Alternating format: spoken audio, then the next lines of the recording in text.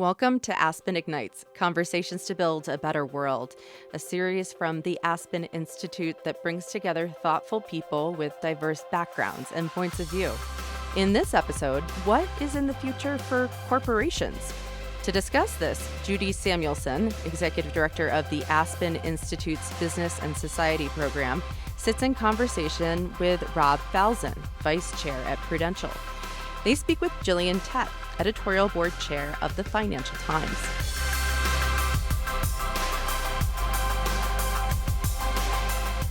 Well, Judy and Rob, it's great to have you together in this beautiful place to talk about one of the themes that's really been dominant on the minds of many people involved in the Aspen Institute, which is how the relationship between business and society is changing.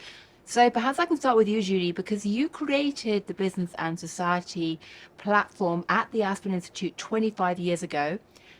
Back then, everyone was in love with Milton Friedman and this idea of shareholder first capitalism. How has that changed from your perspective in the last 25 years? What hasn't changed in the last 25 years? I think the language, the narrative about the purpose of the corporation has changed remarkably in that period of time. That doesn't mean we're not still stuck on shareholder primacy and other manifestations, how the firm is structured in a lot of ways and incentivized. But other things have changed. Climate has changed. The employee contract has changed. And capital markets have changed. You know, the institutionalization of capital, which in some respects has made some things easier and some things more difficult. And I think we're seeing a new generation of executive emerge at the top of companies that we were kind of schooled in a different era when they took some of these things for granted and understand how the complexity of driving change from within requires all kinds of things that we weren't talking about 25 years ago. So before I turn to Rob to ask how this is playing out in the boardroom, in your practical experience, is the new mantra, ESG or stakeholderism or sustainability? I mean, what are people talking about instead of shareholder primacy? Well, the news on the street is never use ESG. We're just certain to replace it with sustainability and go right on. I don't think that's going to kind of work. I believe that what we're learning is that we need to really anchor the narrative in what is absolutely critically important to the health of an enterprise, but with a long-term focus. And that brings out a lot of different things.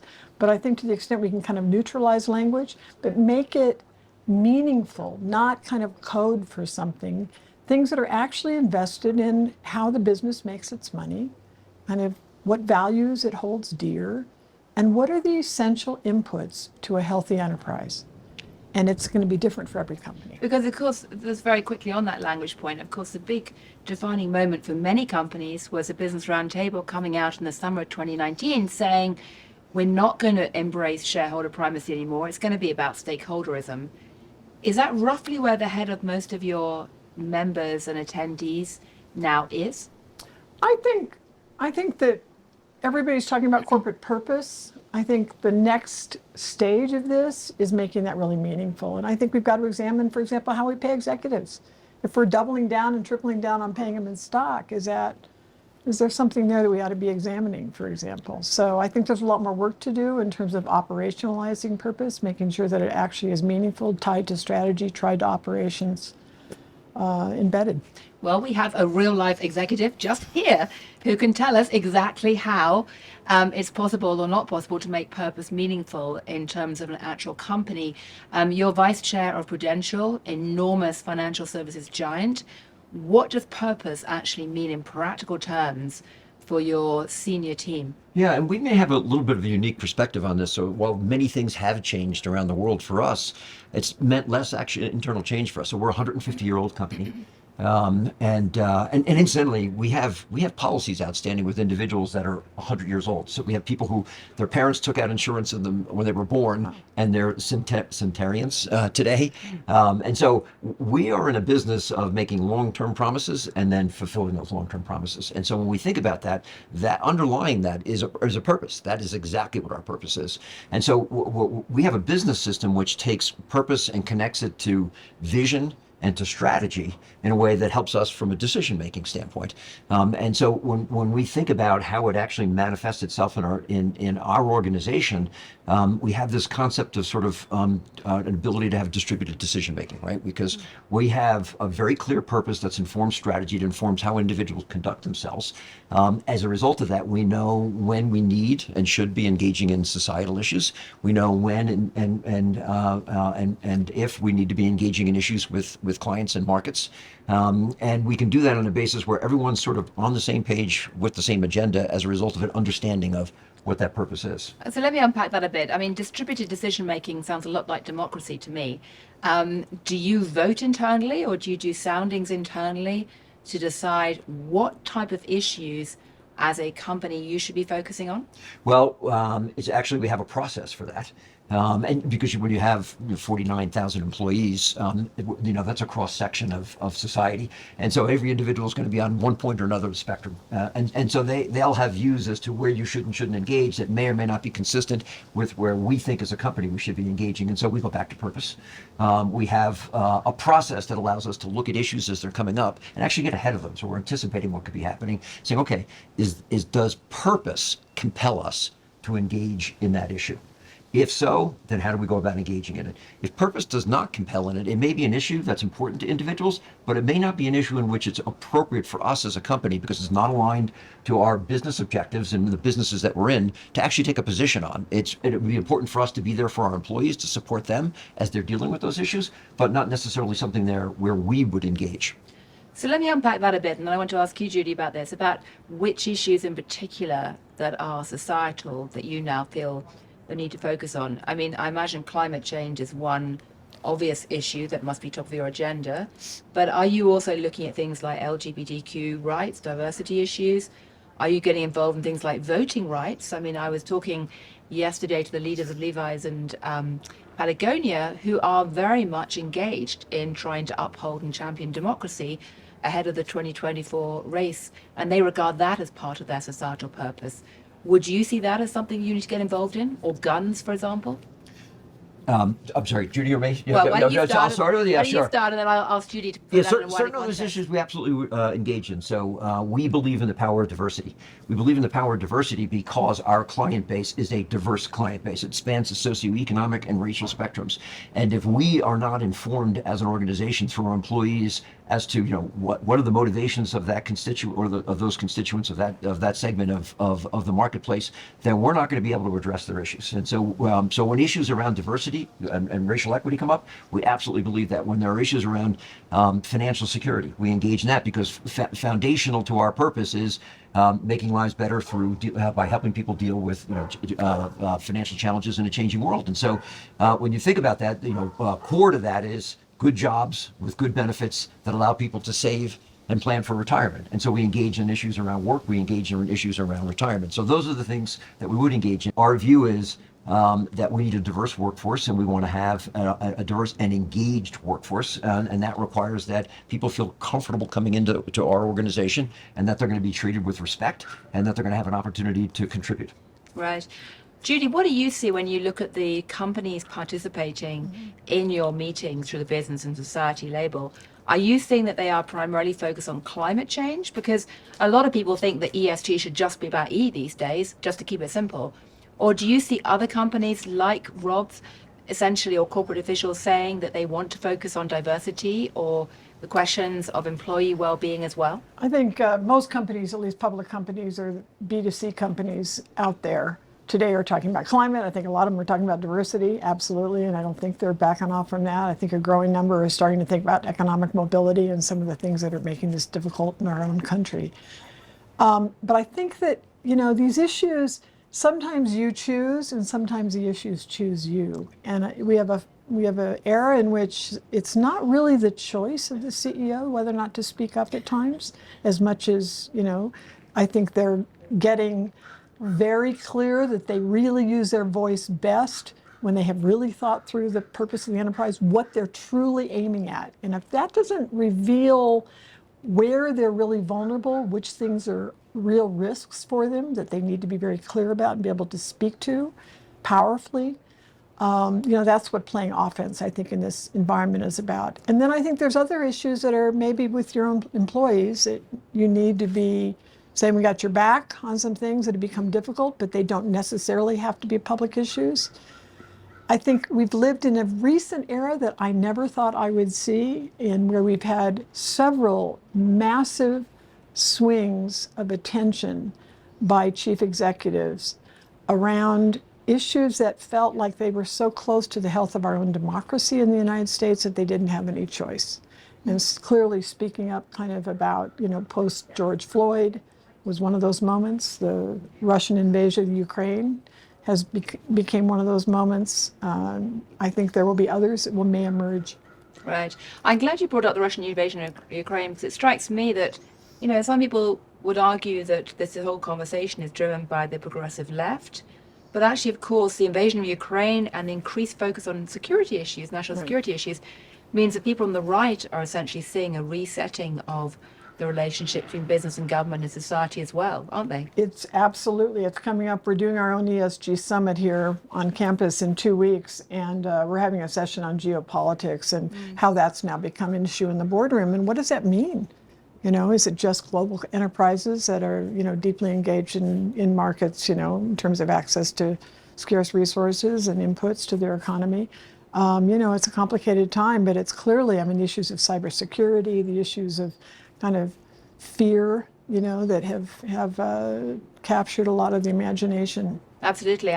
People like the Ford Foundation now talk about patriotic capitalism as a way of framing some of these wider shifts and making companies care about the footprint of their communities. Wouldn't it be great, though, if we could ditch all those modifiers and just call it capitalism and know what we're talking about? And know that it works as it is, yeah.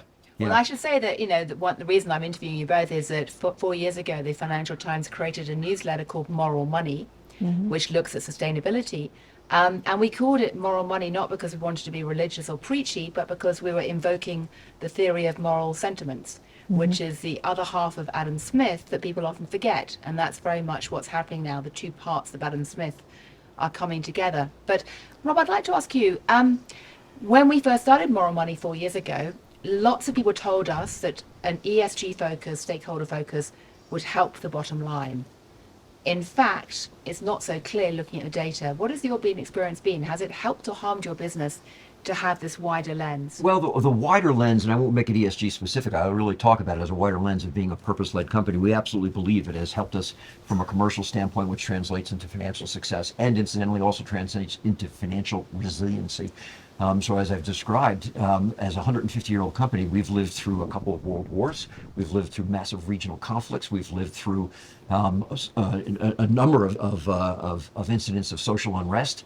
And recessions and a depression and two pandemics. And so when you think about that, being anchored in a purpose in a way that allows you to navigate through these various crises that are going to occur repeatedly over the course of a long history of a company's life, we found that that's created the outcome that we've got today, which is we're a leader in our markets, we're creating financial success, and we're doing so in a way where we're still staying true to our purpose, because our purpose actually complements and is integrated into the business model that we have. Right. So if our purpose is around helping individuals from a financial standpoint achieve resiliency, well, that's what our businesses are about. So it's how do you think about the definition of your purpose in a way that it's integrated into the operations of your organization, into the business strategy of your organization, as opposed to thinking about it as, well, that's a societal agenda that sits over here, and there's a business agenda that sits over here. We want to make sure they kind of live side by side with each other and we don't get in trouble. But no, that's not the way to think about it. It's like, no,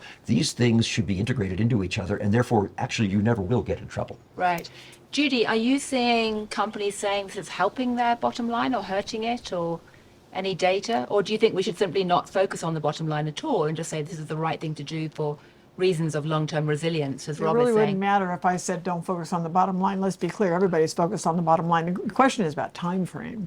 I think what's changing is I feel that we're talking about we're in an era in which addressing complex problems means that you can't just stay inside the enterprise. You can't just look at the health of your own enterprise, even though if you take a long-term view, a lot of these things, the lines start to merge, and I think the path is clear. But, public companies are under extraordinary short-term pressures. That, seems like that's always going to be the case. And you better make a choice about whether you're clear enough about what is essentially true and you're communicating that on a steady basis such that maybe the public markets have a greater capacity to have faith in your long-term enterprise. Yeah, maybe Gillian, picking up on that because, again, Roundtable came out with their articulation of multi-stakeholder approach. We've always had a multi-stakeholder approach, so it wasn't anything new for us.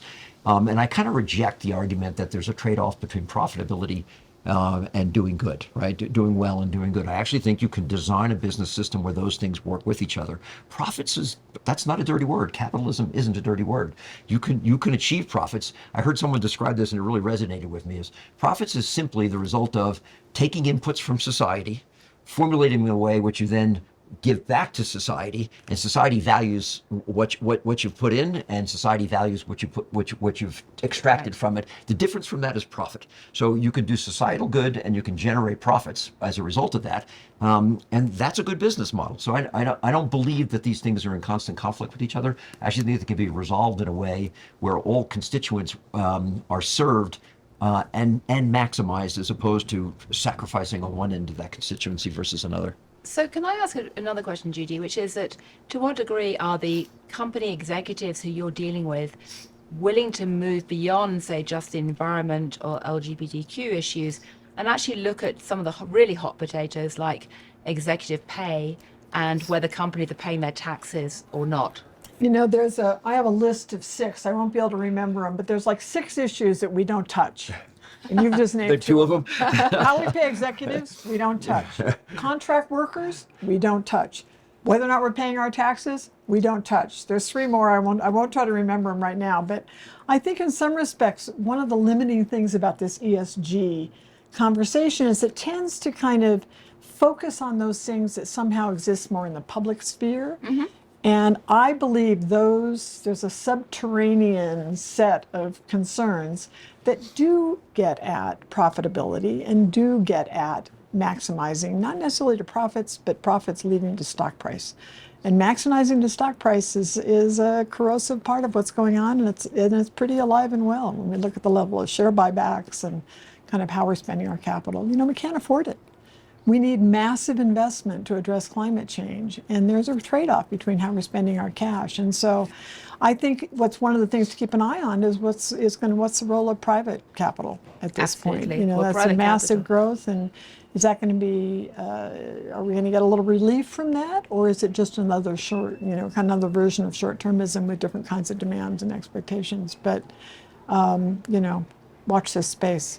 The phrase that you just articulated is one that does resonate with me, Judy, is rather than articulating a trade-off between profitability and other stakeholders, it's really short-termism versus long-term perspective. Mm-hmm. And as a company that's in the business of long-term profits, that's why I think we don't face that kind of a trade-off. We look at we're creating promises that need to last a century, and if that's the case, we need to have a long-term outlook. And so you can look beyond the quarter and understand that the business model you're creating aligned with a societal agenda is one that can generate long-term profitability. I think that also is a certain art of an executive who can kind of speak to this without us falling into this kind of win-win language that, doing well by doing good and it shouldn't come at any expense. We know it comes at an expense. If you pay people more, that's a higher cost model. And the stock price does affect, it may not be forever, but we see massive swings if somebody takes them off of contracts and puts them on the payroll, for example, creates more job opportunity, raises wages. We know what the stock price is going to do.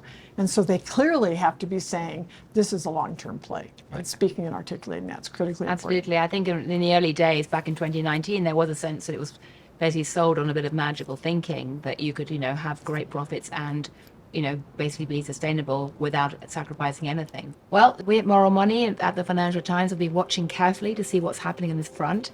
And I'll just end by saying good luck. Thank you, Julie. Thanks, Judy.